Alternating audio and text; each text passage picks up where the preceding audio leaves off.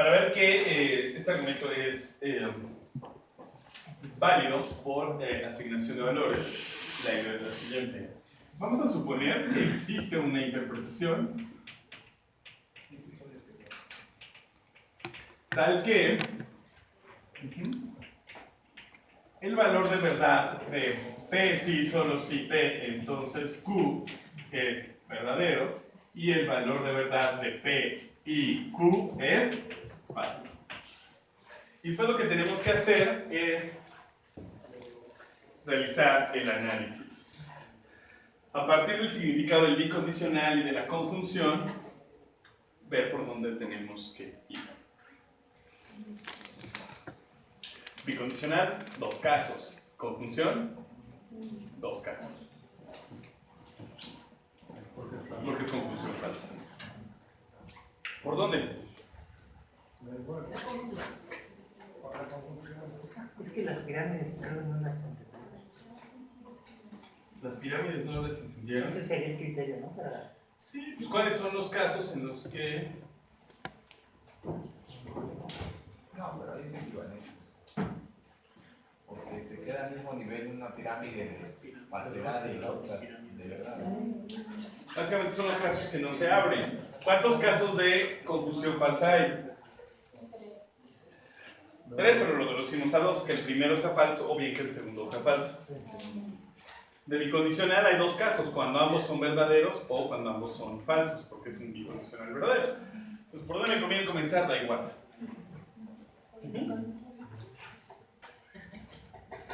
¿Por dónde quieren comenzar?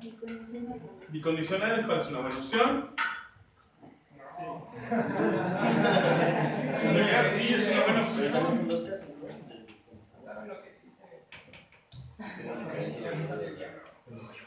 Bien, bicondicional. Hay dos opciones. En realidad podría ser solo una. En algunos casos, pero mejor ahorita no. Mejor el método largo y doloroso. O bien, P es verdadero y P entonces Q es verdadero. O bien, P es falso y el condicional P entonces Q es falso. Y además sabemos que la conjunción es falsa. ¿De acuerdo? ¿Sí? ¿Sí? ¿Sí? ¿Sí? Esta información es extra. Simplemente la jalamos. Es común, no depende del análisis que hicimos del bicondicional. Que la conjunción sea falsa es independiente. Y entonces información que voy a poder jalar. Ahora, para que el bicondicional sea verdadero, lo que requiero es que ambos dados sean verdaderos o ambos dados sean falsos. Opción 1, opción 2. Veamos el caso 1, ¿les parece bien? Que P sea verdadero, que Q, P entonces Q sea verdadero, y que P y Q sea falso. ¿De acuerdo? El caso número 2 va a ser cuando esto sea verdadero, perdón, cuando estos sean ambos falsos y además la conjunción sea falsa. ¿Están de acuerdo? Bien, vamos a ver si esto nos lleva a contradicción. Tenemos el caso 1 con esta información. P verdadero, bicondicional verdadero, conjunción falsa. Vamos con el condicional, ¿les parece bien? ¿Qué? Definición del condicional. Y esto va a decir, o bien P verdadero, P verdadero, de cajón. Esta parte, ¿cómo la analizo? O bien P falso, o bien Q verdadero. ¿De acuerdo? Y además esta información extra que no depende de este análisis. P y Q, ambos, perdón, la conjunción falsa. ¿De acuerdo? Esto me daría dos casos. ¿Están de acuerdo? El caso 1 sería esta información más el primer lado de la disyunción. Segundo caso, esta información más el segundo lado. Brutal, ¿no? Caso 1.1. Que P sea verdadero, que P sea falso, y ya. Imposible. Caso 1.2. Ajá. Es esto y que Q verdadero. O sea, P verdadero, Q verdadero y P y Q falso. ¿De acuerdo? ¿Sí? Bueno, ya puede ser más o menos obvio que esto no va a jalar. Porque si P verdadero y Q verdadero, la conjunción es... ¿A alguien se le había ocurrido ya inmediatamente? O sea, ahorita. Sí. Sí. Y está perfecto. Oye, lo que Solo que... Ahí no podemos cerrar esa parte. No, tendrían que construir el condicional, pero el problema es el siguiente. Ustedes dirían, lo que estamos haciendo es puro análisis descomposicional, es esto en sus partes, en sus partes, en sus partes. Y de aquí pasar a la verdad de la conjunción implicaría ir hacia arriba. De lo más sencillo a lo más complejo. Y es algo que se vale. Pero como nosotros estamos haciendo este método mecánico donde siempre es a lo más sencillo, en lugar de hacer eso, lo que vamos a hacer es analizar la conjunción falsa como dos casos más. Oye, No, tienes que... ¡Oh, Dios, sí! si pusieras P verdadera y Q verdadera, implica P y Q verdadera y ya se cuenta. Sí, sí, porque la Sí, no sé, justo lo que digo. Ah, lo que hiciste ahorita. Ah, Sí. Pero ¿por qué? Pero aún así, no, pero no. Ustedes lo pueden hacer en sus exámenes. Pero ¿qué es lo que estoy haciendo? Lo que pasa es que estoy tratando de descomponer esto a los componentes más básicos.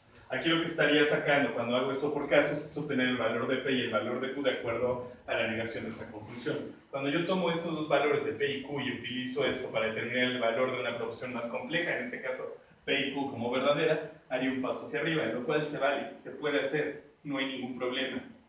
Pero sé que en algunos casos eso implica como un nivel de abstracción mayor. Entonces, el caso mecánico puede ser simplemente, ok, por definición de la conjunción, tengo que P verdadero, que Q verdadero, y aquí, o bien, caso 1, P falso, o bien, Q falso. Y no les estoy diciendo que lo tienen que hacer así, si ustedes pueden hacerlo de una manera más sencilla, háganlo, no tengo ningún problema con eso.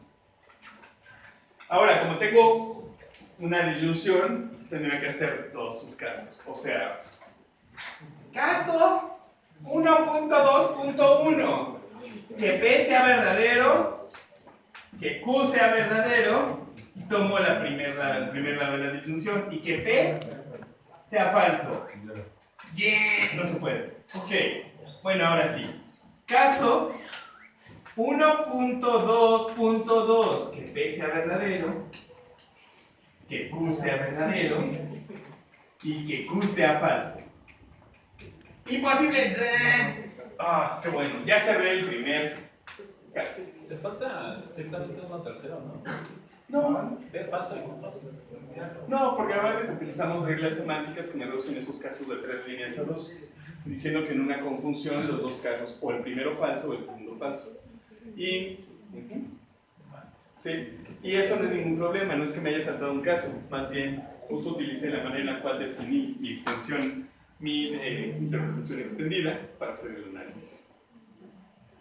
Se puede ver como un salto de casos y tú lo que haces es pensar esto como tablas de verdad. Pero si lo ves como interpretación semántica, cubriste todo absolutamente. Bien. ¿Listo? Entonces ya, concluimos el primer caso, todo será perfecto. ¿Vale? Caso número 2. El caso 2 era, ya checamos que estas dos más la información extra. Ahora hay que checar que estas dos más la información extra. El caso 2 es que P sea falso, que P entonces Q sea falso y que P y Q sea falso.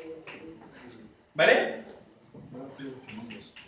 Por definición del condicional, P... ¿Cómo era? Así, P falso. Como el condicional es falso, el antecedente es verdadero y el consecuente es falso. Bien, ese caso es más fácil.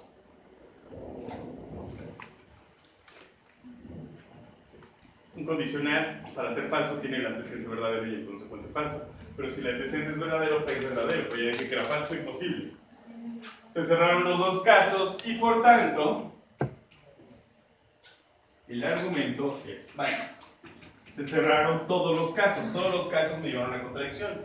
Y eso también se puede escribir así. Tiene como consecuencia semántica que P.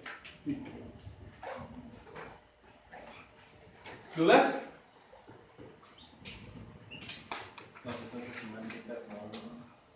Consecuencia semántica está definida en términos de preservación de verdad.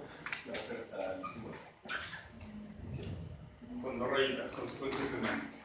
¿De acuerdo? Todas las interpretaciones definidas con funciones extendidas, tales que hacen verdadera a la única premisa, también hacen verdadera a la conclusión. De este lado, en el caso 1.2, lo que se examinó, ¿qué fue? O sea, la opción de que... Antes de abrir los casos, en el caso 1 lo que teníamos es que esto es verdadero y esto es falso. Cuando se hizo el análisis del condicional, lo que dije es, o bien el antecedente es falso, o bien el consecuente es verdadero. Pero no sé cuál de las dos opciones. Porque tengo un condicional verdadero y el condicional verdadero es o bien antecedente falso, o bien consecuente verdadero. ¿Recuerdan esto? Preservación de la verdad, pero a nivel material, en una situación posible. Si partí del falso, ya no importa, ya preservé la verdad. Ya no puedo caer más bajo. Y si llegué al verdadero, pues quién sabe dónde partí, pero llegué al punto más alto. Ya. Entonces tengo dos opciones y el resto de la información se queda ahí. El caso 1.1 es cuando tomo la primera opción. Sé que P es verdadero y que esa conjunción falsa. La primera opción es que P sea falso, pero eso es imposible. Segunda opción, que P sea verdadero, que la conjunción sea verdadera y que Q sea verdadero.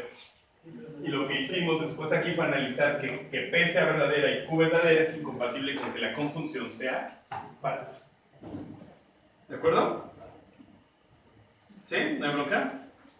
A la hora, si quisiéramos al resolverlo ahorrarnos los otros casos, ponemos nada más un signo de admiración. No, más bien me dice, dado que P y Q son verdaderos, entonces la conjunción es verdadera. Y ahí sí ya tengo mi contradicción. ¿Sí?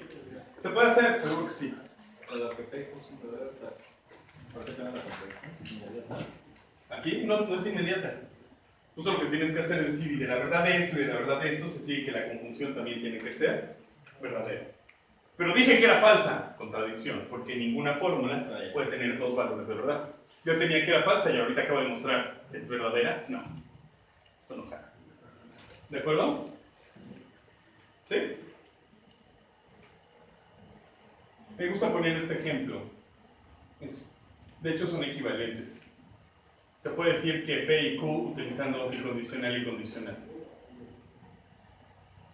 Siempre mis ejemplos favoritos. Usen esto para declararse a alguien o para pedir matrimonio. Te amo y quiero estar para siempre contigo. Fíjate que te amo si solo sí, si te amo entonces quiero estar para siempre contigo.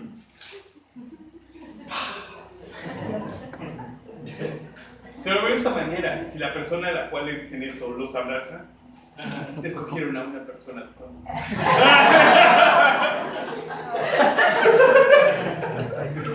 Nos hará muy feliz. ¿O no? Pero sabrá que cuando dicen o no, lo que dicen es trivial, lo cual ya todo maravilloso. ¿Dudas con esto? O hay algo. ¿Dudas con esto? ¿Todo bien? ¿Hasta aquí? ¿Otro caso? ¿O ya más o menos vieron la técnica? Ok. Árboles de verdad. ¿Alguna duda con los árboles de verdad? ¿Cómo? Toda la tarea, los 10.000 millones de alrededor. ¿La de qué? Toda la tarea. Ahí está. Pueden usar cinta, es bien bonito. Es una extensión de látex que les dibuja los árboles. Solo tienen que codificar las fórmulas. Y en este nodo pones esto, y aquí abres dos, y así ustedes lo van a hacer así. Y ya lo compilan y sale ahí. Todo hermoso. Bien. Primer caso, P y no P, bueno, y conclusión R. Lo que tienen que hacer es poner premisa 1 P, premisa 2 no P, conclusión negada no R. Y después se cierra inmediatamente por la regla de introducción de la contradicción, pues tienes P y no P. ¿De acuerdo? ¿Sí? Ese está el más fácil. ¿Dudas con este? Bien. Caso número 2. Tengo que P entonces Q y segunda premisa, o Q o no Q o P. Conclusión P sí, solo sí, Q.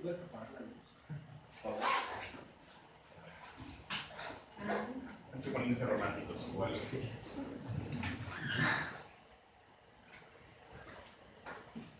No es tan mala técnica, además hace mucho calor. Lo único malo es que al rato vamos a la biología. ¿Sí alcanzan a ver bien? ¿Sus cuadernos? Sí.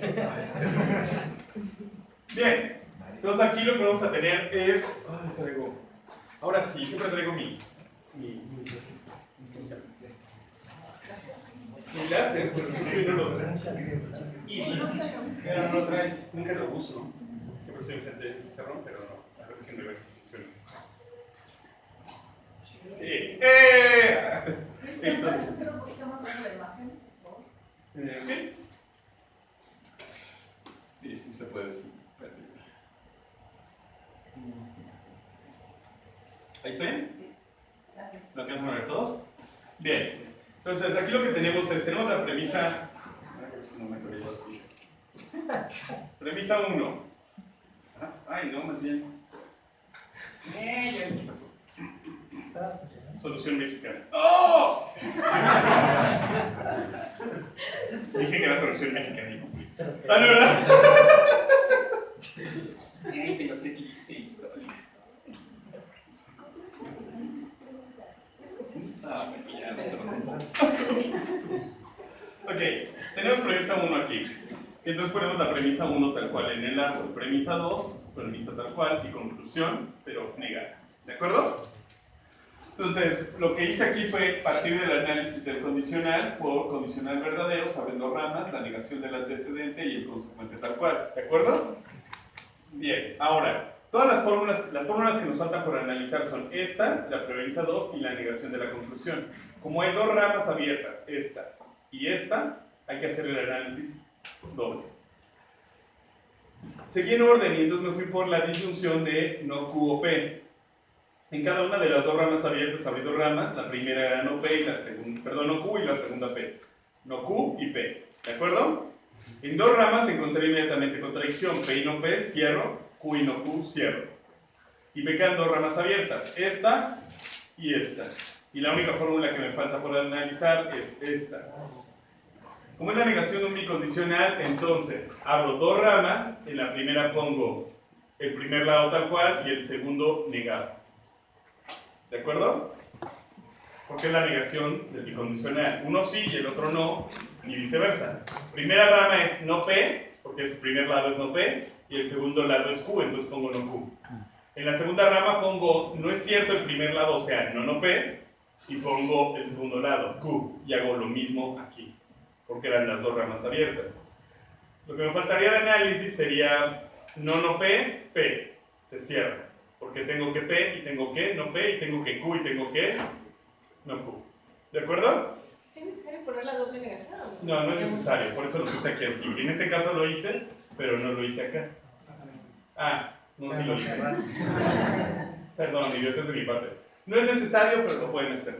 Por ejemplo, aquí no era necesario si consideraban que esto y esto ya son uno la negación del otro.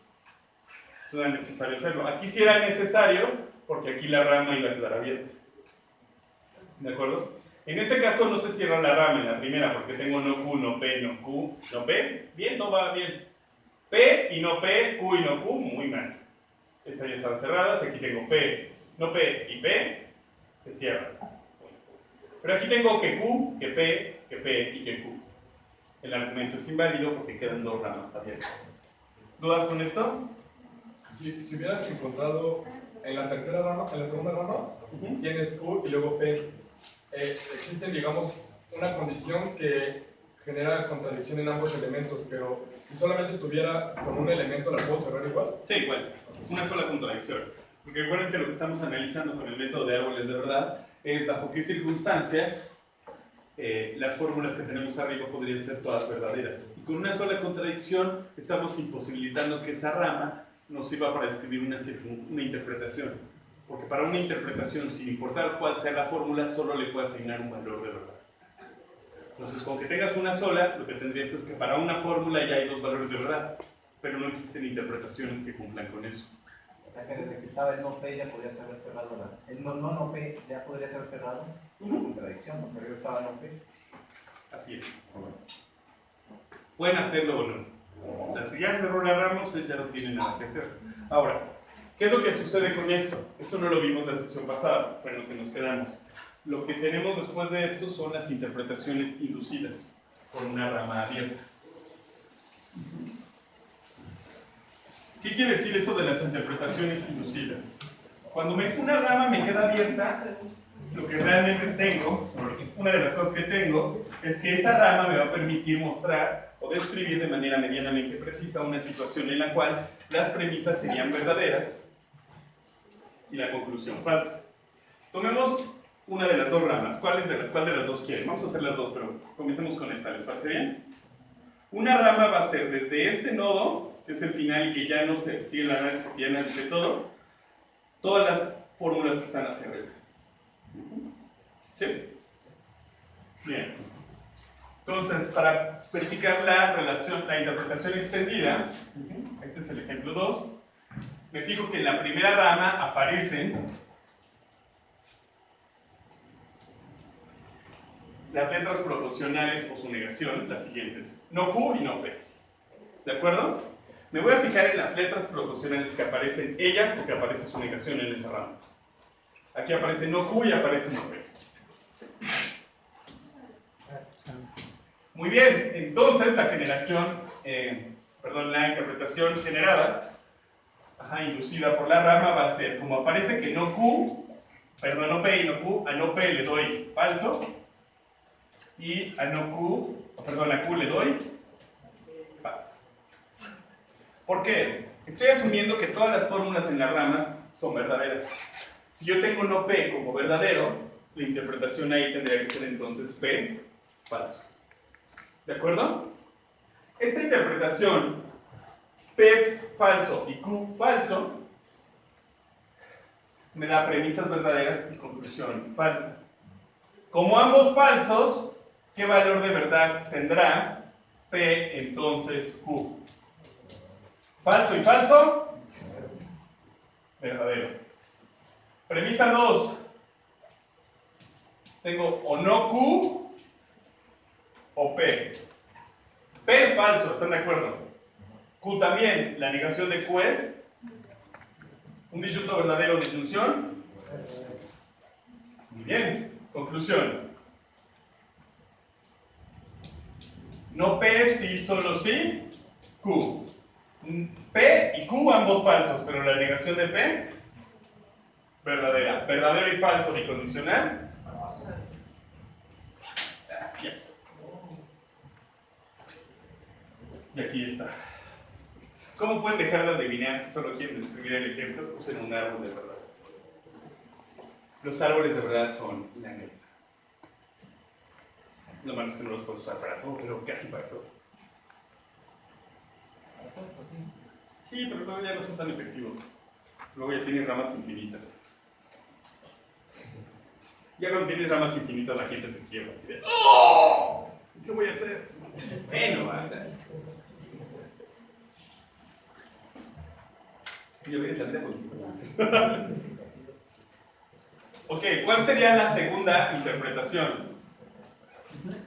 Esto es rama 1. Y la rama 2 abierta, ¿cómo es la interpretación? Rama 2. La rama 2 es esta. Aparece P y Q. Y entonces la interpretación generada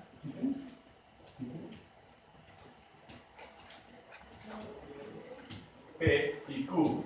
La interpretación va a ser el valor de verdad de P verdadero y el valor de verdad de Q verdadero. Y verifiquemos. Premisa 1.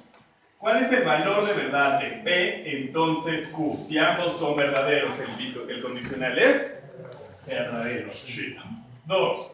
¿Cuál es el valor de verdad de no es cierto que P, perdón, no es cierto que Q o P? Como P es verdadero, la disyunción es verdadera. Y la conclusión, ¿cuál es el valor de verdad de no P? Sí, solo sí Q. Verdadero, verdadero. La negación de P, falso. Falso y verdadero, bicondicional. Y ahí está. Contraejemplos. ¿Dudas con esto?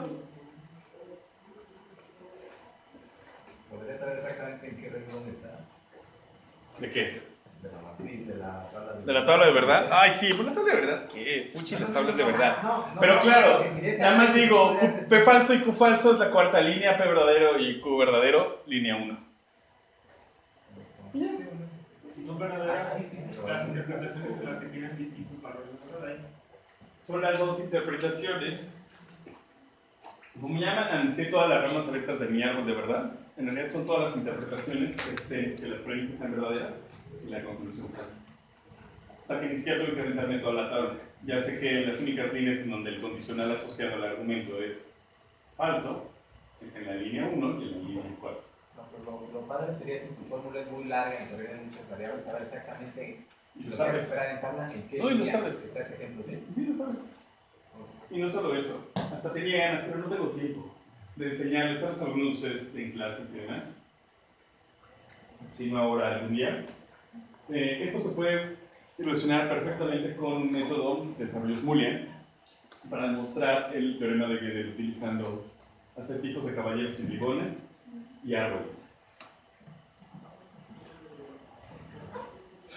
Tal vez podría darlo el día que veamos metalógica en la opción en la sesión 13, que no es obligatorio y que como van a tener tareas nadie va a venir. Pero eso es mejor, así podemos terminar en algún café con el cañón. Ese día voy a traer mi cañón ahí, en Copilco, ¿no? En el clandestino, a ver, conéctate. Ya ni existe el clandestino, ¿verdad? ¿Alguno lo conoció alguna vez? Los que estudiaron aquí en la UNAM. Qué bueno, eso habla muy bien de ustedes, muy mal de mí. En mi defensa me llevaron algunos alumnos. ¿Eso cómo se llamaba? Interpretación asociada. Interpretación inducida. Es la interpretación inducida por una rama abierta. Eso fue lo que me hubiera gustado ver la semana pasada, porque creo que en el fondo les iba a ayudar más a decir, ¡ay, los árboles de verdad me solucionan la vida! Pero ya no tenía tiempo. Y pues Fernando me regaña si los dejo sin culpar. No sé. Hay que culpar a alguien. No, no es cierto, Fer. Muy bien. Insensible. Bien, veamos otro ejemplo. ¡Ay, qué es esto! Compiloma. ¡Moco! Es que seguro puse a compilar dos archivos al mismo tiempo. Bueno, así se ven los árboles de lógica modal, ¿no? Sí, también. Nada más que aquí son maravillosos porque te permiten modelar funciones intencionales. Porque además de las fórmulas tienes índices. Entonces ya tienes como maquinaria para meter cosas raras. Entonces, esto obviamente no es lo que ustedes tienen que hacer. Lo siento mucho. Vamos a hacerlo aquí. ¿Quién inventó los árboles? Inventarlos. Es que el que los popularizó fue Mullian. Pero la invención no fue de él. Era un francés, pero yo no me acuerdo. Tú lo recuerdas. ¿Se acuerdan? Ese dato lo dieron en Miahuatlán en un congreso. Después lo olvidé. Pero el chivo es Mullian. Hay un cálculo lógico en el cual no se puede utilizar una técnica de árboles. No conozco alguno. Y es porque básicamente recuperas toda la Es el semántica. método, ¿no? Es el método que hay que saber. Es uno de los buenos.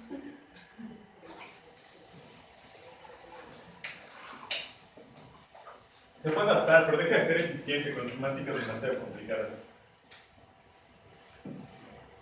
Así hay sistemas que nunca, o sea, que no se presentan con árboles, pero tengo la impresión de que podrías presentarlos. pero también con semánticas muy complicadas o con principios muy raros, ya, los árboles dejan de ser muy intuitivos. Por ejemplo, aquí tenemos la ventaja de que nuestra negación, como estamos en una lógica bivaluada, la negación invierte valores de verdad. Entonces, cuando quiero negar algo, entonces simplemente pongo la negación y se acabó. Pero, ¿qué pasaría si tengo un sistema trivaluado o evaluado? Entonces, la negación ya no funcionaría. Entonces, tendría que incluir en los nodos un elemento extra que señale el valor de verdad.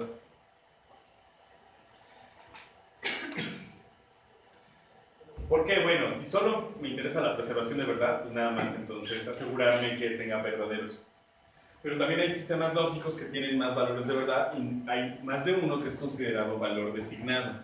Y lo que yo necesito es preservar los valores designados. De ahí las cosas ya se empiezan a poner un poquito más densas. Ya no es tan bonito y tan gráfico. Pero en general son la neta. Y de hecho, si se aprenden esto y checan por su cuenta el libro de Graham Priest, por ejemplo, en The Introduction to Non-Classical Logic, lo checan por su cuenta sabiendo árboles de verdad y pueden aprender como montones de sistemas no clásicos bien bonitos, como en una semana. Depende de los disciplinados, pero como en una semana se aprenden todo. Modal, modal no normal, modal normal, lógica condicional, lógica ilusionista, lógica multivaluada, relevante, FUSI. Así, hay montones de cosas. Chris, Bien, ya perdón. los tabló, Tabló. Ajá. los tabló fue Bet Bet. y luego lo simplificó Smulian Ajá. y lo extendió a primer orden Carniel. Carniel. Tableau es algo. Carniel, Es que- tardaron tanto, por si era obvio. Pues supongo que estaban como muy enfocados en otros métodos o algo así. Es como un debate de cómo se llama y así, ¿no? Pero es básicamente el mismo método, Tableau o árboles semánticos.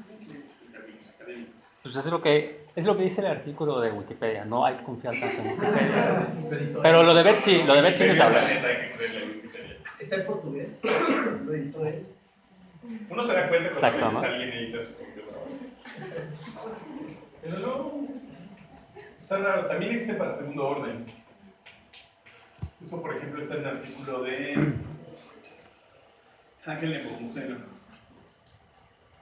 Es encender árboles a segundo orden. Hay muchos.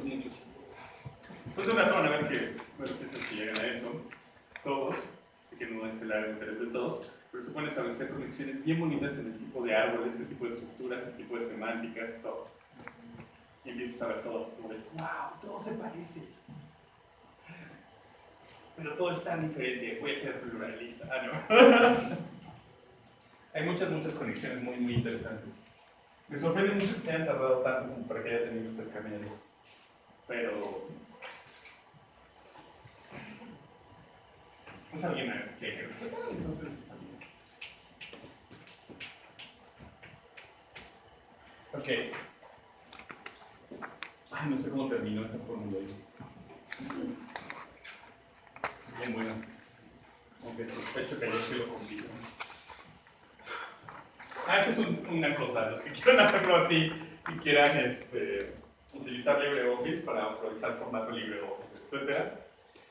Una recomendación que ahora es más o menos clara. Cuando vayan a compilar, procuren tener un solo archivo abierto. Porque a veces se enloquece un poquito. Te manda la imagen a otro lado. Me ha pasado un par de veces. Bueno, no importa. Tenemos esto. ¿Cómo hacemos el árbol? Comenzamos con la premisa tal cual, P y no Q. Y la conclusión, pero negada. La negación de no es cierto que P o no Q o S. Esto es mi conclusión. Todo esto, negado. ¿De acuerdo? Bien, comencemos. Una conjunción tal cual, P sí y no Q también. ¿Estás de acuerdo? ¿Sí? Bien, y esta ya fue analizada. Me falta analizar esta. Estas dos ya no requieren un análisis ulterior, porque ya tengo una letra proporcional o la negación de una letra proporcional. ¿De acuerdo?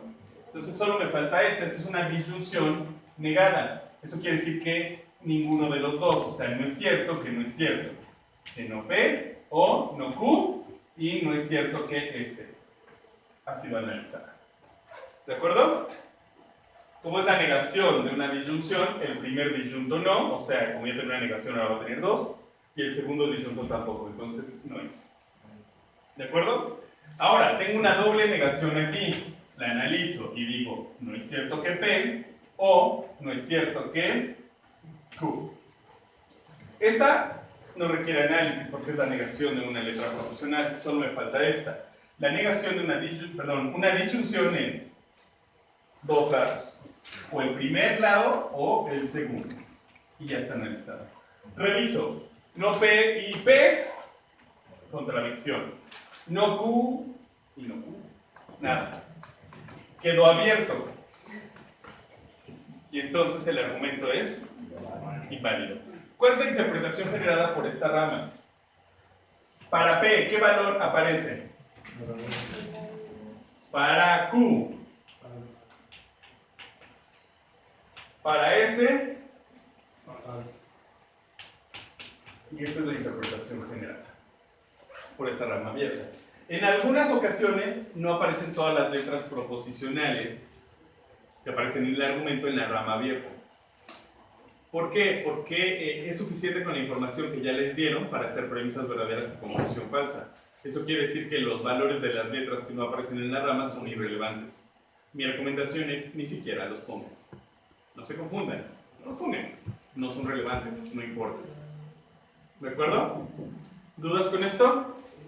Bien, primera premisa y única. ¿Cuál es el valor de verdad de P y no Q? P es verdadero, Q es falso. La negación de Q, verdadero y verdadero conjunción. Bien. Conclusión. No es cierto. ¿Cuál es el valor de verdad de no es cierto que no P o no Q o S? S es falso. Entonces todo depende de este lado. P verdadero y Q falso. La negación de Q verdadera. La negación de P falsa. Pero como tengo un lado verdadero, la disyunción es y su negación falso y falso. Cristian, y por lo que asumimos al inicio del árbol, siempre nos va a dar eso. A menos de que se cierren todas las ramas. Ah, claro. Claro. Porque básicamente el método de árboles de verdad es maravilloso porque lo que te ayuda es a preguntarte bajo qué circunstancias estas fórmulas son verdaderas, todas al mismo tiempo. Entonces, si no encuentras contradicción, justo responder a la pregunta, bajo qué circunstancias vas a tener todas esas fórmulas verdaderas al mismo tiempo. En el caso de este método, ¿cómo nos sirve para analizar argumentos? Lo que sucede es que yo pongo las premisas tal cual y la negación de la conclusión. De tal suerte que utilizando que la negación de alguna manera me está representando la falsedad, lo que estoy haciendo es preguntarme bajo qué circunstancias las premisas son verdaderas y la conclusión es falsa. Y listo. ¿Vale? ¿Dudas con esto? ¿Quieren ver un último ejemplo de árboles de verdad? ¿Les parece bien este? El 4. Dale, amiguito. Bien. ¿Cómo empezamos? Premisa 1, tal cual. Premisa 2, tal cual. Premisa 3, tal cual. Premisa 4, tal cual. Y la conclusión, negada. ¿Hasta aquí no hay problema? Bien, la premisa 4 ya no requiere análisis, porque es la negación de una atómica. Ahora, tengo que analizar o bien la negación de una conjunción, o bien una disyunción verdadera, o un condicional verdadero, o una disyunción verdadera. Todos abren, entonces da igual. Yo opté por comenzar con la premisa 3. La premisa 3 es una disyunción de tal suerte que abro dos ramas, y es el primer disyunto y el segundo disyunto. ¿De acuerdo? Bien. Como tengo que T y no T, cierro la segunda rama y otra vez tengo solo una rama abierta. Continúo con la primera premisa, P o Q. Abro dos ramas y digo P, segunda rama Q. Q y no Q, cierro. De nuevo cerré y ya tengo solo una rama abierta, esta rama, en donde ya tengo que P, que no Q y que no T. Y me falta por analizar la premisa 2 y la conclusión. Continúo con la premisa 2, que es un condicional. Como es un condicional, abro dos ramas y es el antecedente negado o el consecuente tal cual. En el antecedente negado voy a tener que P y no P, contradicción. De tal suerte que solo me queda ya una rama abierta. En donde ya sé que R, que P, que no Q y que no T. Y única fórmula sin analizar es la conclusión negada. Como es la negación de una conjunción, hay dos casos. Abro dos ramas y es primer conjunto no o bien segundo conjunto no. En el primer conjunto no tengo R y no R, contradicción. En el segundo es P y no P, contradicción. Todas las ramas se cerraron. Y como todas las ramas se cerraron, el argumento es válido. Y en este caso, cuando el argumento es válido, se puede demostrar su validez usando deducción natural. Y eso les adelanta cómo serán sus próximas tareas. Las próximas tareas serán, yo les pongo un argumento, ustedes lo analizan con árboles de verdad. Una vez que tienen su árbol de verdad, entonces, si el argumento es válido, usan deducción natural y prueban que es válido utilizando deducción natural. Y si es inválido, ustedes me tienen que dar una interpretación inducida por alguna rama abierta y mostrarme que efectivamente con esa interpretación voy a tener premisas verdaderas y conclusión falsa. Bien, bueno. ¿No les parece? Qué triste historia. Tienen que mostrar, es nada más hacer la Esto, ya ni siquiera va a ser la asignación completa. Sí, no, la tabla es un desvío, nada más es escribir eso. Sí, y lo que voy a hacer es que de todos modos les voy a dejar por ahí un parcito de argumentos que hay que analizar con asignación de valores.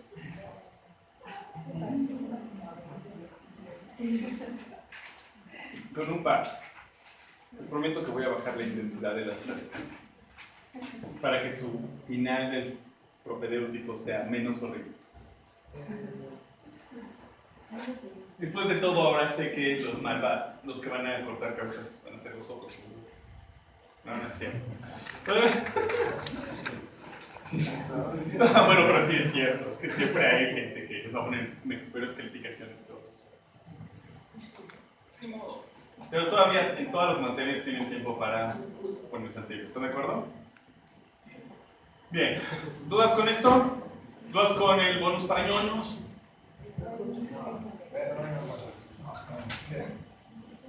La respuesta era, soy un sureño verde. Porque tenemos un planeta en el cual tenemos dos tipos de personas, las verdes y las rojas. Las verdes que nacieron en el norte siempre dicen la verdad, las verdes que nacieron en el sur siempre mienten. Las rojas que nacieron en el sur siempre dicen la verdad, las rojas que nacieron en el norte siempre mienten. ¿Por qué me sirve esto? Porque convertí ya todo en una matriz de 4 elementos. Exactamente. Entonces, en este mundo es el planeta Og. Ajá. Y me encontré un habitante del planeta Og. Como era de noche sin luna, no pude ver de qué color era. No podía distinguir, o era daltónico, no sé. Sin embargo, el nativo hizo una afirmación que le ayudó al lógico a saber de qué color era y si había nacido en el sur o en el norte. ¿Qué afirmación hizo? Tiene que haber sido sureño verde. ¿Por qué? Soy un sureño rojo.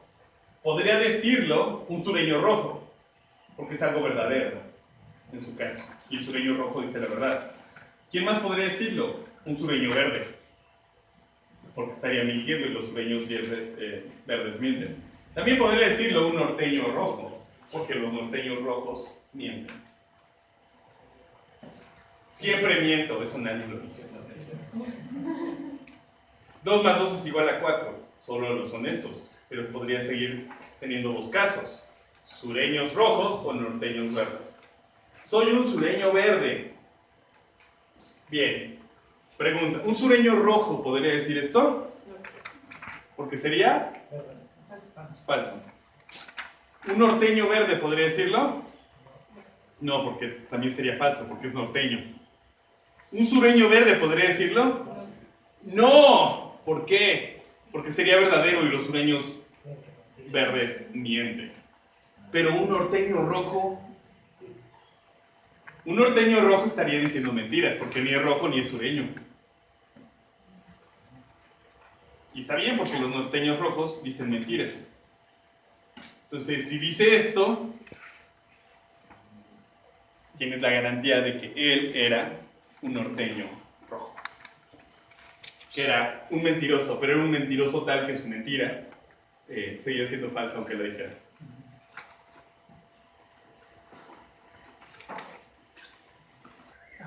Listo. Entonces, ¿qué vamos a tener por acá? Bueno, vamos a tener una definición formal de nuestro lenguaje de la lógica cuantificacional del primer orden. ¿Para qué requeriríamos un lenguaje más detallado? Bueno, algo de lo que estuvimos viendo es que esta lógica no me permitía recuperar la estructura interna de oraciones. Que había oraciones, por ejemplo, que expresaban relaciones entre propiedades, como todos los filósofos somos unos engreídos. ¿No? Bien. Entonces, lo que vamos a hacer es introducir más estructura, un lenguaje mucho más complejo que nos permita recuperar ciertas relaciones que pueden llegar a ser más o menos importantes. Y que además nos van a permitir establecer una relación de consecuencia entre oraciones que antes el lenguaje de la lógica posicional no nos permitía. Ahora, como nosotros habíamos quedado, cada vez que nosotros definamos un lenguaje formalizado necesitamos dar el vocabulario y después de eso tenemos que dar las definiciones de regla. ¿Vale? Ahora, la construcción o la definición va a ser en pasos. Esto no sé cómo hacerlo así. Pero bueno, la idea es, a diferencia de lo que teníamos en lógica proporcional, teníamos una unidad mínima, las letras proposicionales y la constante falsedad que nos servían en todo caso como la base de nuestra definición recursiva, es decir, las unidades mínimas que ya tenían significado propio y que podíamos utilizarlas para formalizar, para simbolizar algo del lenguaje natural. Nosotros en el lenguaje de la lógica cuantificacional no tenemos esa clase de estructuras, no de manera directa. Entonces lo que vamos a hacer es en tres pasos. Primero vamos a dar una definición recursiva de término. Los términos en general van a ser expresiones que, de no tener variables libres, nos sirven para seleccionar directamente objetos de nuestro dominio de discurso. Un poco la idea es que nos sirven para representar, tienen la función de nombres propios o algo semejante. ¿De acuerdo? Vamos a ver ahí algunas acotaciones. Una vez que tengamos eso, teniendo ya los nombres, vamos a utilizar algunos elementos extra para definir fórmula atómica. Ahora sí, la unidad mínima de significado, que utilizando términos, identidad, predicados y relaciones, nos va a ayudar a construir fórmulas atómicas. Bueno, y la constante falsedad. Y estas ya van a servir para hacer nuestra base para la definición. Y una vez que las tenemos, hacemos una definición recursiva de fórmula en 3 pasos. ¿Vale? Paso número 1. Veamos nuestro vocabulario.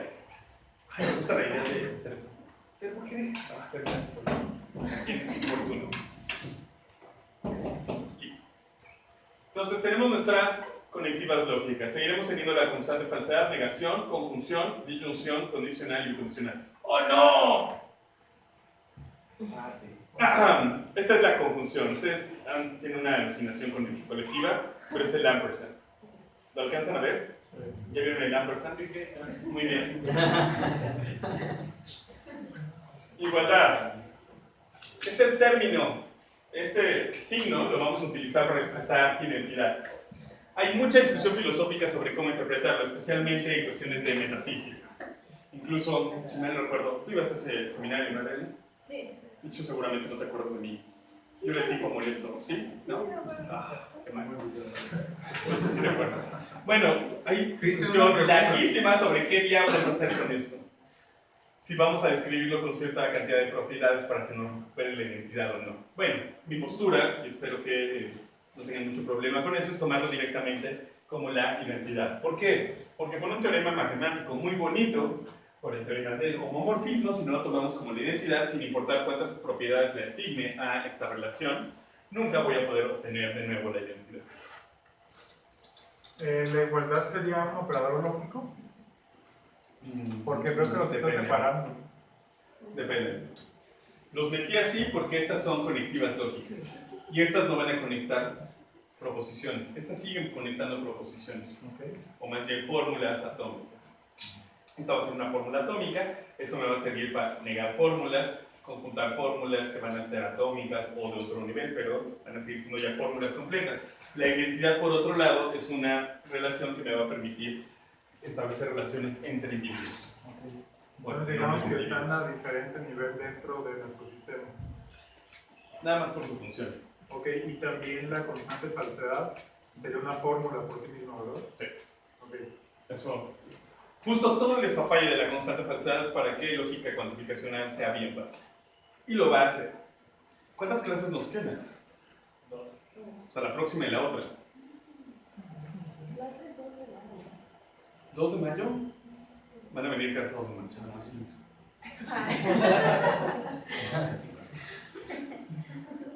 Sí, ¿hay alguna cosa? ¿Por qué lo mencionabas? ¿Sí lo corren? No, según yo el 1 de mayo era de las pocas fechas que no corrían, ¿no? O sea, que no recorrían ese día feriado. 5 de mayo. Ah, pero el 5 sí lo corren, ¿no? ¡No! No. Una semana no nos vemos, una semana ustedes No, pero trabajan. El 5 cae el jueves, ¿no? Sí, por eso, pero se recorre. No, ¿No se recorre? bueno, el lunes sí. No, ni siquiera es feriado, además en la UNAM lo cambiaron por el 12 de diciembre. No, creo que el jueves sí es feriado, pero solo el jueves. Cambiaron, de hecho en la UNAM, ni siquiera en la UNAM debe ser feriado el 5, porque el sindicato negoció hace como 10 años cambiar el 5 de mayo por el 12 de diciembre. Somos guadalupanos. ¿En serio? No es broma. El día de la raza, ¿no? ¿Cómo? Dicen que es el día de la raza. Todos somos guadalupanos. Símbolos auxiliares va a seguir teniendo paréntesis, y aquí me falta una coma. Ah, no, más bien aquí está. Sí. O sea, es paréntesis y coma. Voy a utilizar todos esos. Cuantificadores, universal, existencial. Variables, voy a utilizar un método de variables que van a odiar, especialmente aquellos que vienen de ciencias, lo siento. Pero solo es para definir el lenguaje. X, X', X2', X', X4', hasta ad nauseam. Claro que después de un poquito vamos a empezar a usar X, Y y Z como la gente de mal hace. Constantes. A', A', A2', A3', A4', tal. Después de un rato, A, B, C, D. Letras de predicado. P, P', P2', P3', P4', etc. Relaciones. Relaciones. Vamos a tener, las relaciones van a tener este número. Este número indica la aridad. Van a ser relaciones entre cuántos objetos. Ajá. Y van a tener aquí arriba apóstrofes para distinguir de uno del mismo nivel, con otros del mismo nivel. Por ejemplo, tenemos la relación R2, la relación R2', la relación R2', y así ad nauseam. ¿Cuántas? Infinitas, para que nunca se nos acabe. Y después tenemos de 3 lugares. ¿Cuántas? Ad nauseam. Y de 4 lugares, ¿cuántas? Infinitas. Y hacia abajo, para cada número natural, infinitas. Más es más. Está bonito. Ya tenemos una matriz de omega por omega. Fue lo que estabas pensando, ¿verdad? Sí, no. ¿Cómo? No, dale. Dijiste, diablos, ¿por qué? Pero no importa, porque omega por omega es omega. En términos de cardinalidad. No, pero sí vas a tener relaciones de aridad al exterior. No. N, ¿no? N, para cualquier natural. Y aquí lo que vamos a tener también son letras de funciones. Ahorita vamos a decir para qué diablos los vamos a ocupar. De nuevo, el número de abajo indica la aridad. Son funciones de un argumento, ¿cuántas? Infinitas. De 2 argumentos, ¿cuántas? Infinitas. De 3 argumentos, ¿cuántas? Infinitas. Y para 4, y para cualquiera de abajo, infinitas. ¿En qué sentido estás tomando eso de función? Muy bien. Entonces empecemos ahora sí. ¿Cómo vamos a utilizarlos? Estas van a tener su función usual. La igualdad me va a ayudar a expresar identidad entre dos objetos. Básicamente lo que voy a tener es 2 nombres para el mismo objeto. Voy a decir que 2 cosas son iguales cuando en realidad solo tengo una. Suena raro. Voy a poner un nombre aquí y otro nombre aquí, y la identidad, la igualdad va a ser verdadera cuando efectivamente este nombre y este nombre refieren al mismo objeto. ¿Por qué puedo hacer esto y me puedo saltar todos los problemas relacionados en filosofía del lenguaje? Porque tengo una semántica formal y mandé el diablo a la pragmática. No, ya no les gusta tanto, bueno. Pero la idea es que, en general, cuando discutimos cosas como la igualdad y demás en el lenguaje natural, es algo que no es obvio. No es obvio, sí, cuando yo digo que... ¿quién tiene dos nombres? César es Manuel. No es obvio que si lo que estoy diciendo es que estoy expresando una relación entre los nombres César y Manuel, si estoy expresando una relación en términos puramente del referente, o sea, de que ese individuo es ese individuo, o una relación en la forma en la cual yo llegué a identificar un nombre con su referente. No sé, modo de presentación, modo de terminación o lo que sea. Todos esos son problemas bien interesantes, pero lo que nosotros vamos a hacer es no tomarlos en cuenta, aunque vamos a desarrollar una maquinaria que probablemente pueda servir para su análisis. ¿De acuerdo?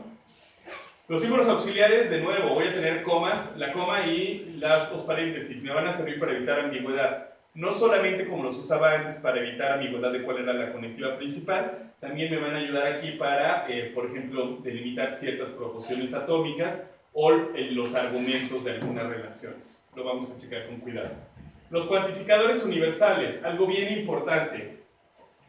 Ahora que estamos trabajando en lógica cuantificacional, necesitamos seleccionar un dominio de discurso. Después les echaré mi choro sobre por qué hay que rechazar los dominios de cuantificación irrestrictos, por razones filosóficas de por qué hacerlo, pero la idea en general es que nosotros elegimos el conjunto de los objetos sobre los cuales estamos hablando. Es una estrategia que no es tan rara. Imagínense cuántas veces han gritado con desesperación, ¡ya no hay chelas! O algo así. De que alguien vaya por más, o ya se acabó. No sé qué consuma. Bueno, aquellos que consuman digan, ya se acabó. Pero seguramente, para poca fortuna de ustedes, no se ha acabado en todo el mundo. Cuando ustedes dicen ya no hay cervezas, no están diciendo que ya no hay cervezas en el mundo. Su dominio de cuantificación es bastante restringido. Los objetos o las bebidas en la fiesta. Cuando dicen ya no hay cervezas, es ya no hay cervezas aquí. Vamos a hablar mucho más de eso y de por qué si vale la pena no utilizar dominios de cuantificación irrestricta. Sin embargo, aquí lo menciono simplemente porque el cuantificador universal efectivamente lo que nos dice es que todos los objetos de nuestro dominio de discurso cumplen con lo que sí. El para todo X es todos y cada uno de los objetos de mi dominio de discurso, de las cosas de las cuales estoy hablando, cumplen con tal cosa. Y el existencial dice, existe por lo menos un objeto de mi dominio de discurso que cumple con tal y cual cosa. ¿De acuerdo? ¿Dudas hasta aquí? ¿No? Bien. Las variables no tienen significado. Nos sirven para relacionar lugares con cuantificadores. Su interpretación, de hecho, se da a través de secuencias de objetos de mi dominio de discurso. Esto lo vamos a ver la próxima semana. Pero, en general, esto no me compromete con una interpretación particular. Y, generalmente, cuando tengo una oración que tiene una variable, las llamaremos libres, que no está relacionada con ningún cuantificador, es como si en español yo les dijese, se acaba de ir. ¿Quién? Se acaba de ir. La madre no me está diciendo nada. No. ¿De acuerdo?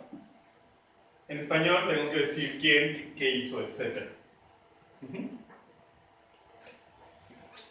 Estas me van a servir para relacionar con cuantificadores y eso va a estar muy divertido. Constantes de individuo. Las constantes de individuo me sirven como nombres propios.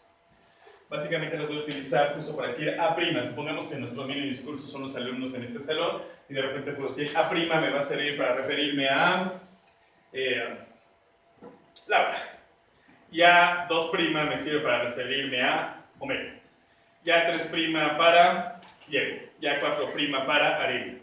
Y A5' para Alfredo. ¿De acuerdo?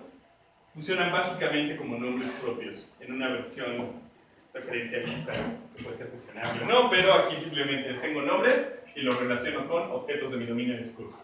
¿Vale? Muy bien. Propiedades. Las propiedades me van a servir para representar propiedades en sentido estricto, letras de predicado, cosas que yo puedo asignar como propiedades, o para representar predicados intransitivos. Funcionan muy bien para eso. Para verbos intransitivos. Para oraciones cuyo verbo principal es un verbo intransitivo. ¿Cuáles son? Son aquellos que no requieren un complemento para expresar una idea completa. Por ejemplo, Javier corre. Yo no necesito presentar los modificadores, puedo hacerlo. Puedo decir dónde corre, cómo corre, etc. Pero la idea de Javier corre es una idea completa. No necesita ningún complemento para que tenga sentido. En general esto nos va a servir para propiedades y para esa clase de verbos, aunque en algunas ocasiones podemos tener otras cosas, ¿de acuerdo? Van a depender de algunos rasgos en los cuales nos vamos a concentrar en las siguientes sesiones. Las letras de relaciones, ¿para qué me van a servir las letras de relaciones? Esto de hecho es la innovación. Estas dos cosas, y en realidad esta sola junto con la igualdad, son la innovación que hace que nuestra lógica cuantificacional de primer orden sea un avance respecto a la lógica aristotélica, por lo menos en un sentido técnico. Tal vez filosófico. Siempre mi eslogan es, Aristóteles decía, yo no hablo de pendejadas, y nosotros sí lo tenemos permitido. Vamos a tener un fenómeno que se llama verdad por vacuidad, que no se permitía en Aristóteles. Por cuestiones filosóficas muy interesantes, pero nosotros lo vamos a tener. Las relaciones, ¿qué es lo que me van a permitir expresar? No siempre lo que tengo son predicados o propiedades que quiero atribuirle a una persona o a un objeto. Muchas veces lo que quiero hacer es establecer relaciones o hablar de relaciones que tiene él con otros individuos o consigo mismo. Entonces, para eso nos van a servir las letras de relación. Cosas que vayan a ser relaciones entre objetos. ¿Qué otra cosa nos va a servir? Bueno, en términos del tipo de verbos, por ejemplo, los verbos transitivos generalmente los voy a recuperar con relaciones de aridad 2. Los bitransitivos con aridad 3 y los de intercambio con aridad 4. Y todos los de abajo, aunque es difícil que los ocupe el lenguaje natural, también los puedo ocupar. Los verbos transitivos son aquellos que necesitas un solo complemento. Hay otros que son bitransitivos, que necesitas dos complementos. Y hay unos de intercambio que son como los más radicales en el lenguaje natural. Los verbos de intercambio generalmente funcionan para decir, tengo un individuo, tengo otro individuo y van a intercambiar. ¿Qué por qué? Entonces, por ejemplo, yo puedo tener a Juan y le digo, estamos Juan y Cristian. Digo, Juan, te cambio, no sé, unas asesorías de lógica por unas sesiones de, ¿cómo se llama? Psiquiatría básica. Entonces, me encantaría poder hacer eso, pero no le puedo cobrar por asesorías, ni siquiera a otras clases. A nadie. Qué mal. Pero bueno, la idea es que estamos dos individuos, Juan y Cristian, y estamos intercambiando. Y lo que digo es que voy a dar a cambio de qué. Entonces necesito cuatro cosas. Es una relación que se establece entre dos individuos que van a intercambiar dos cosas. Y generalmente ahí tengo cuatro. Ya en ciencia, la verdad es que aquí puedes tener muchísimos.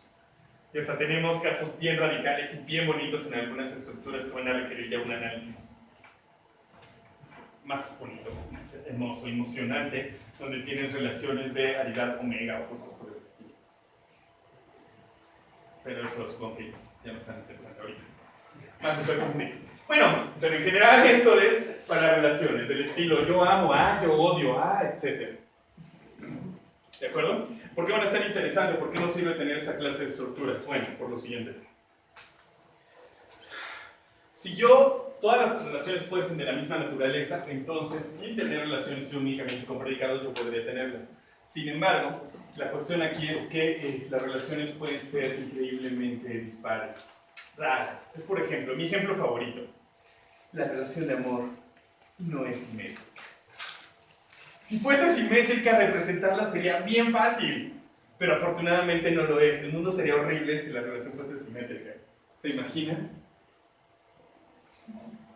Imaginen, perderían todo el encanto de sufrir un poquito y de conquistar y que los conquisten, etc.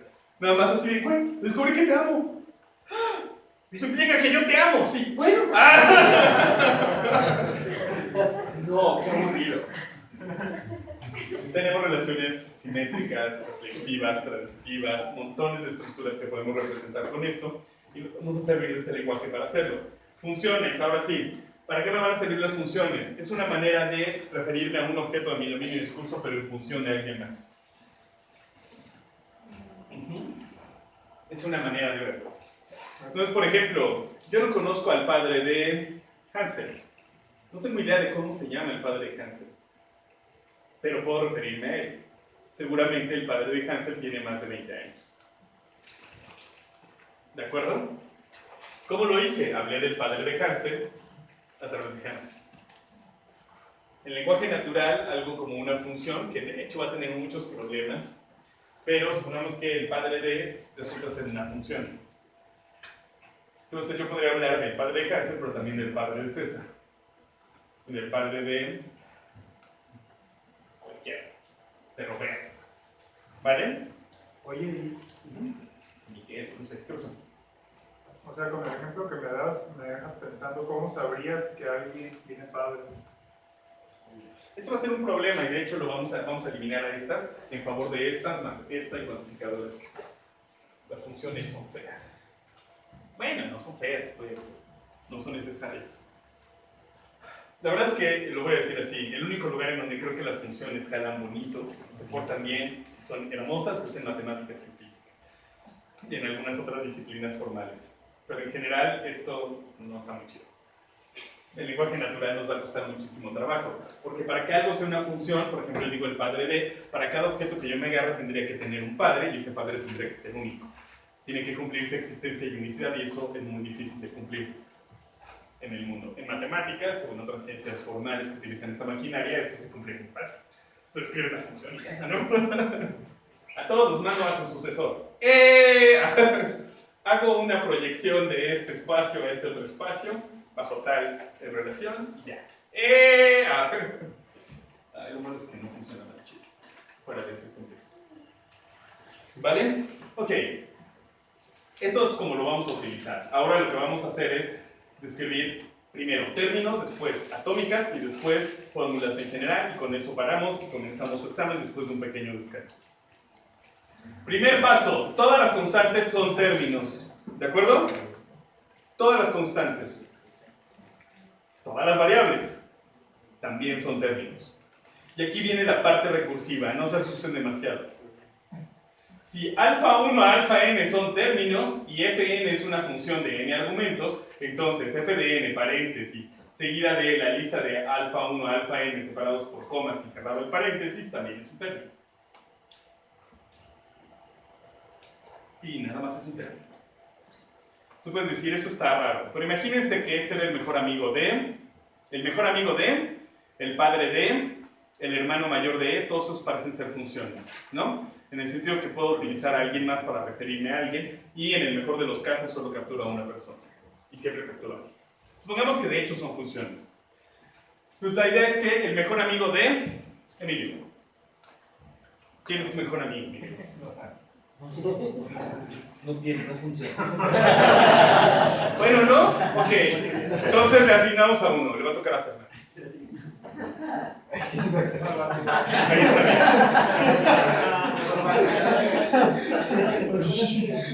Necesito que sea alguien, entonces ni modo. Si no hay algo así como tu mejor amigo, te asigno uno. Pero ahora puedo hablar de el hermano o la hermana mayor del mejor amigo de Emilio. Y entonces aquí tenemos a Fernando y podemos hablar de su hermana mayor que está por allá, en un lugar mejor, en Milpalta. Claramente es mejor. Y después puedo hablar de el padre de. El padre de el hermano mayor de el mejor amigo de Emilio. La idea es que yo puedo ir concatenando esto, puedo ir iterando, y todo van a seguir siendo términos. Al final me sirven para referirme a un objeto. Pero esto puede hacerse muy complejo. Sí. Se mantendría exactamente igual si en vez de funciones fuesen relaciones, ¿no? No, el problema es que las relaciones que se van a estar, bueno, las relaciones están predicando algo. Y esto más bien tiene una función denotativa. Necesito referencial, necesito que esto me ayude a seleccionar un objeto de un pequeño discurso. Ok, ejemplos de términos. A, que podría ser como un nombre. X, una variable que me va a permitir relacionar un lugar con un cuantificador. F1, aquí debería ser A, idiota. Aquí es idiota. Igual Cristian, igual a A'. Ok, entonces es el mejor amigo de alguien, por ejemplo, una función aplicada a un término. A', de nuevo, es una constante y por tanto es término. Aquí tengo una función de dos argumentos, tengo una constante y una variable. Esto va a ser un término. ¿Qué cosas de dos lugares podrían ser una función? Por ejemplo, aquel que está entre César y Arely. ¿Quién está entre César y Areli? Miguel. Pero tal vez yo no sé el nombre de Miguel.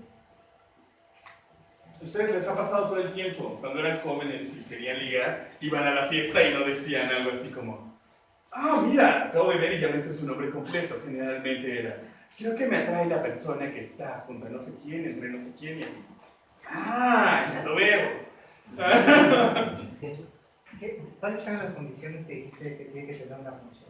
La función es que el que cumpla con eso sea único, que siempre exista y que sea único. O sea, existencia y unicidad. Exactamente.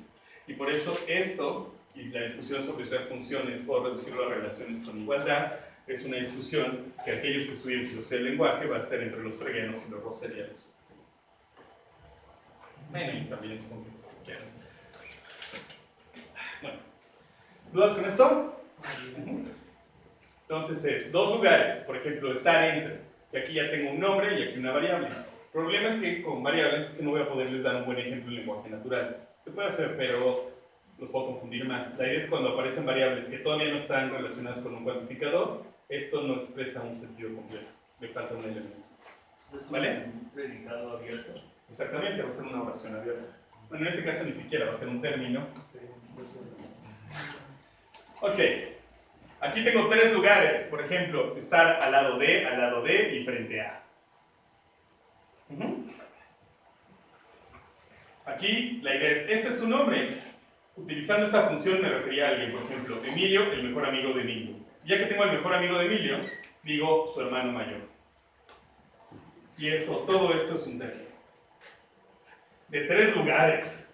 El que está detrás de, al lado de Emilio, entre Emilio y su mejor amigo y adelante de X. Ay, me voy a tronar. Me trueno, nos tronamos todos. En fin. Bueno, F1 aplica el padre del que está junto a Talita. ¿De acuerdo? Entonces no es nada difícil construir esto. Bueno, y aquí ya son monstruos, ¿no? Aquel que está entre Emilio y el mejor amigo del mejor amigo de Emilio y delante de el que está entre César y alguien que no identifico, ¿no? Todo eso para decir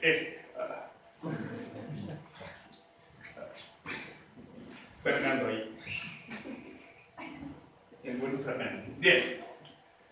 Ok, esto me lo saltaré. Lo que vamos a hacer es, se puede practicar la construcción de términos tal como lo hacíamos con las fórmulas. Y paso por paso, es decir, esto es un término por la regla 1, es x, x', y ir así avanzando en la construcción de los términos. ¿De acuerdo? Aquí van a estar los ejemplos. Entonces, por ejemplo, voy a ver la versión resumida. A es un término por la regla 1 de términos, porque es constante, porque es variable. ¿Por qué es variable? Porque x era un término y esto es una función de lugar, o sea, por la regla 3, la que es para funciones. Por la regla 3 que es para funciones, porque esto era término, esto es término y esto es término. ¡Ay! Claro, como esto es término, si le aplico F1, sigue siendo término. Y si a esto le aplico F1, esto sigue siendo término. ¿De acuerdo? ¿Dudas hasta aquí? Puede ser muy complejos y generalmente no van a ser tan complejos a menos de que estemos haciendo algún trabajo sobre modelos muy particulares en algún tipo de disciplina científica. En general, para nosotros, pueden ser cosas muchísimo más sencillas. ¿De acuerdo? Bien. Los términos en realidad nos permiten recopilar pedazos del español que nos ayudan a referirnos a un objeto determinado en términos singulares. Bueno, los que no tienen variables.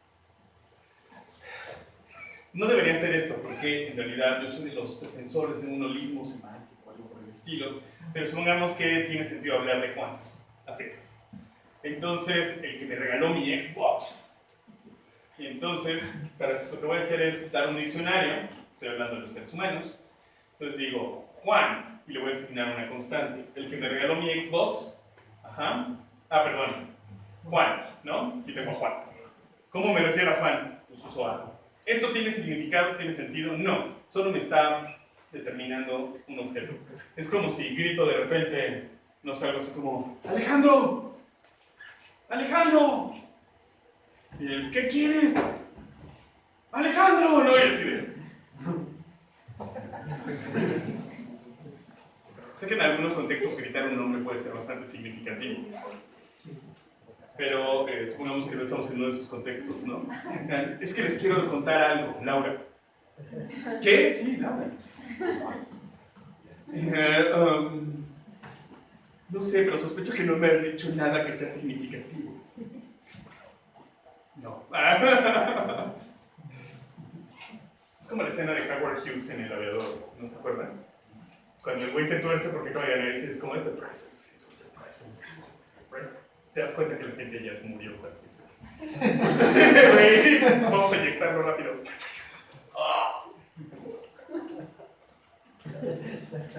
Muy buena. Ahora, el padre de Juan, ¿qué les parece eso? El padre de Juan sería el padre de X y Juan. Lo que voy a hacer es fijar mi diccionario diciendo que esta función de un argumento es el padre de X. Y aquí lo que voy a hacer es llenarlo con variables o con constantes. Ahorita los ejemplos que vamos a usar van a ser constantes. Cuando yo formalizo esto y pongo F1 de A, de nuevo, esto no es una oración, simplemente es un término que me ayuda a referirme a aquel que es el padre de Juan. El único que es el padre de Juan. Existe y es único. ¿De acuerdo? Bueno, ¿qué pasa si quiero hablar del mejor amigo del hermano mayor de Pedro? Bueno, necesito a Pedro, el hermano mayor y el mejor amigo. Y entonces digo, estoy hablando de el mejor amigo. ¿De quién? Del hermano mayor. ¿De quién? De Pedro. Todo para referirme a un solo individuo. Ahora sí, ya que tenemos los términos, podemos hablar de fórmulas atómicas. Y son de 4 tipos. Esto va a ser lo más sencillo posible. El primer tipo me va a decir cómo trabajar con la relación de igualdad. Y lo que tengo es, tengo un término 1 y tengo un término 2. Dos cosas que son términos, los que sean, términos. Constantes, variables, funciones hipercomplejas llenas de términos y términos y términos. Bueno, si pongo 2 de esos, los pongo entre paréntesis y en medio les pongo la igualdad, es una fórmula atómica. Una que expresa que estos 2 términos refieren al mismo objeto, porque estamos interpretando la igualdad como identidad. Segundo tipo de fórmula atómica. Aclaro, esta definición no es recursiva. Esta sí les voy a dar 4 cláusulas y se acabó. Y no se puede aplicar una y otra vez. ¿Por qué? Porque solo quiero construir las cosas más básicas. Entonces no quiero que pueda construir cosas básicas usando cosas básicas. Solo quiero los ladrillos más básicos. Después tengo predicados. Tengo una letra de predicado y un término, entonces pongo el predicado y entre paréntesis el término y lo que me queda es una fórmula atómica. Disculpen que les ponga paréntesis aquí, es una manía, pero pues así lo definí. Generalmente no se ponen esos paréntesis, pero yo sí los pongo. Entonces, tengo un predicado y un término, lo pongo. Depende de la notación, pues da igual. Ahora, tengo una relación de n argumentos y tengo n términos. Pongo la relación de n argumentos, entre paréntesis todos los n términos separados por comas, cierro el paréntesis y lo que me queda es una fórmula atómica. Esa relación sería una fórmula atómica. Solo Una sola. Y noten que todas las fórmulas atómicas, sus componentes son o bien una identidad, o bien una sola letra de predicado, o bien una letra de relación, y términos. Algunos de ustedes podrían pensar que aquí podría poner otro predicado, o una fórmula atómica, pero no. Aquí es 2 categorías diferentes, términos y después fórmulas. Y siempre necesito que estos sean términos, cosas que se refieran a objetos de mi dominio y discurso, nunca proposiciones completas. ¿De acuerdo? ¿Sí? Bien, entonces tenemos igualdades, letras de predicado, letras de relación y nuestra querida constante falsedad, que por sí misma es una fórmula atómica. ¿Dudas hasta aquí? Bien, y nada más es una fórmula atómica. Entonces solo van a ser identidades entre términos, predicar que un término con una propiedad o n términos con una relación de n lugares. ¿De acuerdo? O la fórmula constante falsedad. Ejemplo 1. A es igual a prima. ¿Quién más? ¿Quién tiene 2 nombres? Alfredo, ¿tú tienes 2? ¿Cómo es? Jorge Alfredo. Jorge Alfredo. ¡Uy! No puede ser. Hay 4 Jorges en esta generación, ¿no? Solo. A ver, ¿quiénes son Jorges? Y hay 2 o 3 que lo hacen en línea. Ay, hay que preguntarse, ¿qué programa estaba de moda hace 23 años? No, no es cierto. No, eso lo hago cuando llega un nombre muy extraño, ¿no? Este comentario no debe decirlo, pero es que de verdad me llamó la atención. Hubo una generación hace como 3 años que empezaron a llegar Talías y Malimás. ¿En serio? Sí, no es mal pedo, y además seguramente quedan marcadas ellas, ¿no? Así como de, ¡sí, ríete, cabrón! Bien triste. En fin. Bueno, tengo A, P. Cuenta como fórmula atómica. R2 entre A, A'. A odia a A'. Se va. ¡Oh! Aquí tengo un término complejo y un predicado.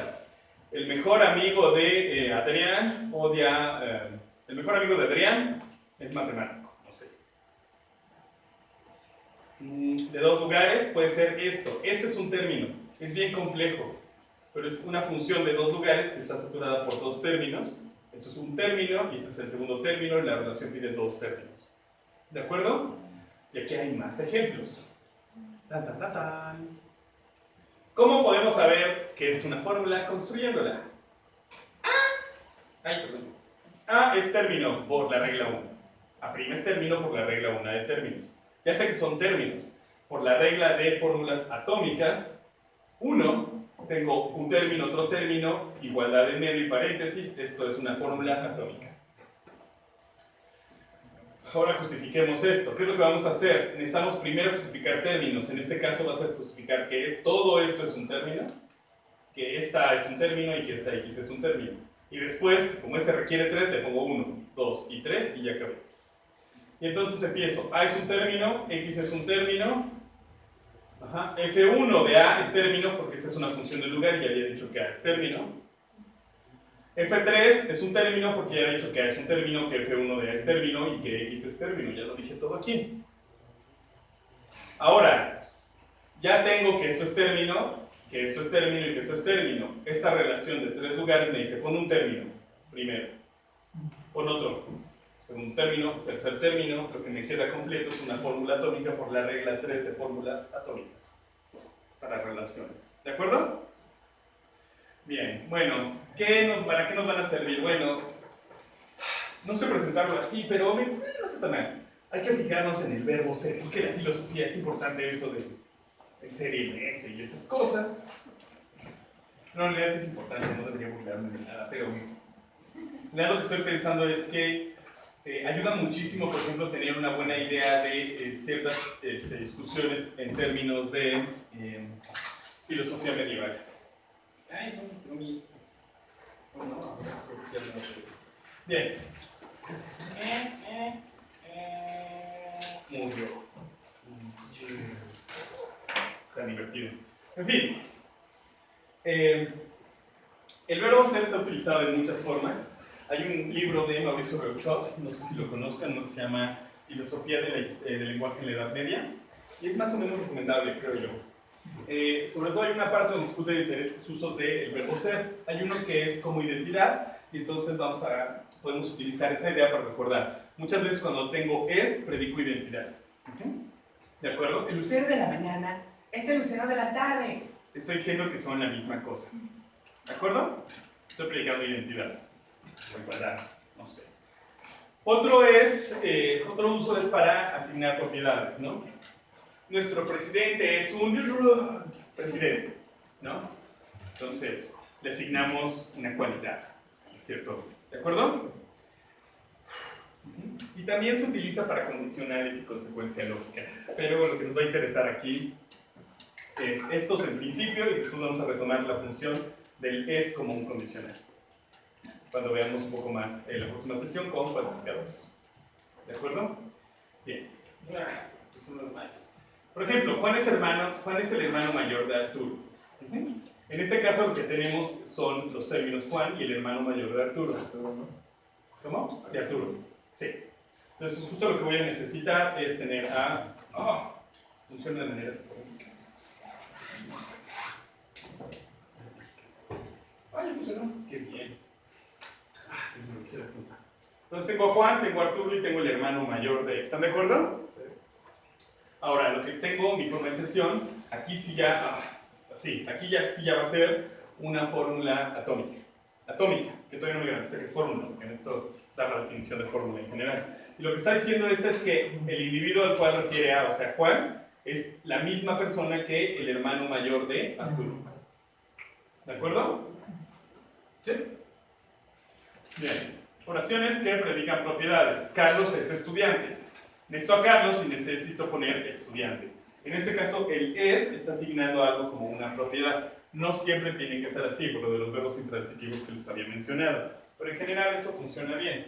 Y lo que estoy diciendo, aquí lo pongo de la siguiente forma. Pongo P de X y tengo que X es estudiante. Tengo que seleccionar aquí el lugar, marcar este lugar y decir que es el que se le va a aplicar a la P. ¿De acuerdo? En el caso de los predicados no es tan importante, pero cuando veamos relaciones el orden sí importa. Porque recuerden que el amor no es reflexivo. Ah, no. No, tampoco, pero no es simétrico, eso. Sí. Y entonces la formalización es, ¿quién? Carlos es estudiante. Ahí No es reflexivo. ¿Eso puede utilizar la letra mayor del predicado? O al menos que alguna vez lo vi así. ¿Con letras mayúsculas? Estudiante, ajá, sería E. Ah, sí. Solamente que ahorita yo estoy definiéndolo así por términos, para que sea más fácil para mí. Lo estoy usando así. Después podemos ser buena onda y incluir, por ejemplo, más letras. O sea, por ejemplo, mucha gente pondría XC minúscula para recordarte que es Carlos. Está bien. Aquí una E de estudiante para recordarte que estás hablando de los estudiantes. ¿De acuerdo? Pero sí lo podemos hacer, pero ahorita además, por cómo definir el lenguaje, lo estoy haciendo. ¿Vale? El mejor amigo de Alvarito es estudiante. Ahora tengo de nuevo un predicado, pero tengo un término un poco más complejo. Lo que meto es ser Alvarito, bueno, para Alvarito, A. El mejor amigo de X, pues, como una función, tengo X es estudiante. Y Alvarito. Algunos de ustedes deben conocer a Alvarito. Es el hombre con mayor cultura musical del mundo. Bueno, no, pero por lo menos el conjunto de los filósofos. Y entonces lo que tenemos es, ¿quién? El mejor amigo de quién? De Alvarito es estudiante.